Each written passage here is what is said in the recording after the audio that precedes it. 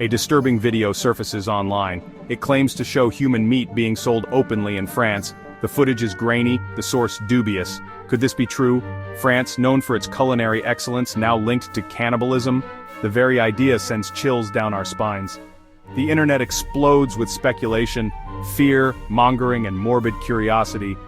But before we succumb to the hysteria, let's take a step back. It's time to separate fact from fiction. A little digging reveals the flimsiness of this claim. No reputable news outlets or authorities corroborate the story. The so-called Radio Genoa X cited as the source? Non-existent. The video itself is riddled with inconsistencies. The language spoken doesn't quite match the French dialect of the region supposedly depicted. The cuts of meat upon closer inspection by experts bear no resemblance to human anatomy. This is not journalism. It's sensationalism at its worst, designed to grab eyeballs and spread fear.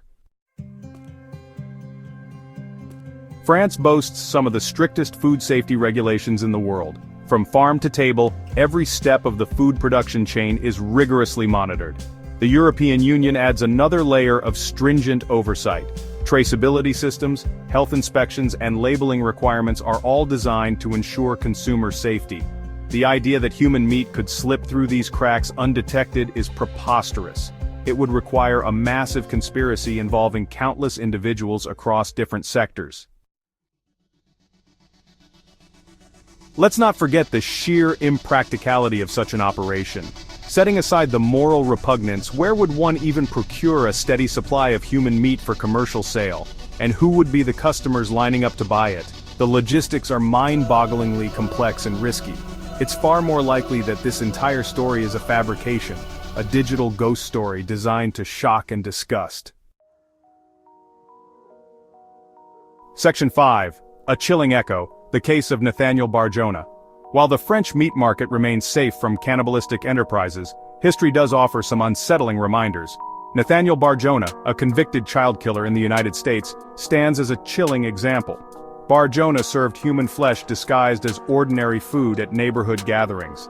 This horrific case, though an isolated incident, underscores the darkest potential of human depravity. It reminds us that evil can lurk in the most unexpected places, hiding behind a veneer of normalcy.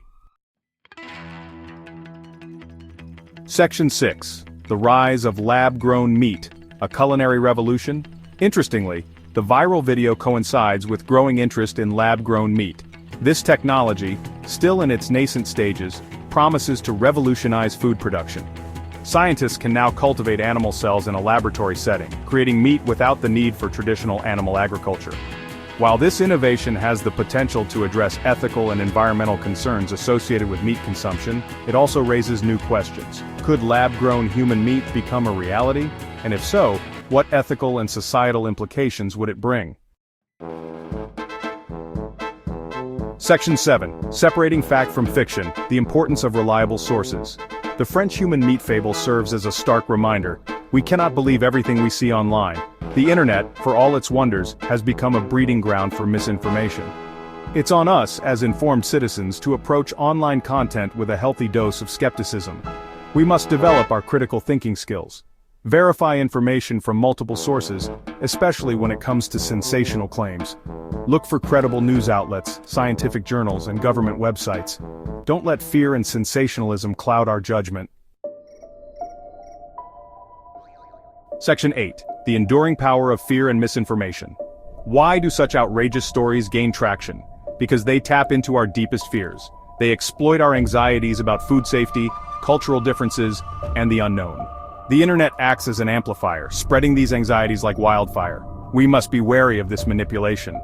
Let's not allow fear to dictate our actions or shape our worldview. Section 9. Navigating the digital age, critical thinking as our guide. The internet age demands that we become discerning consumers of information. We must equip ourselves with the tools to differentiate between fact and fiction, truth and manipulation. Critical thinking, source verification, and a healthy dose of skepticism are our best defenses against the onslaught of misinformation. Let's be responsible digital citizens, engaging with the online world thoughtfully and critically.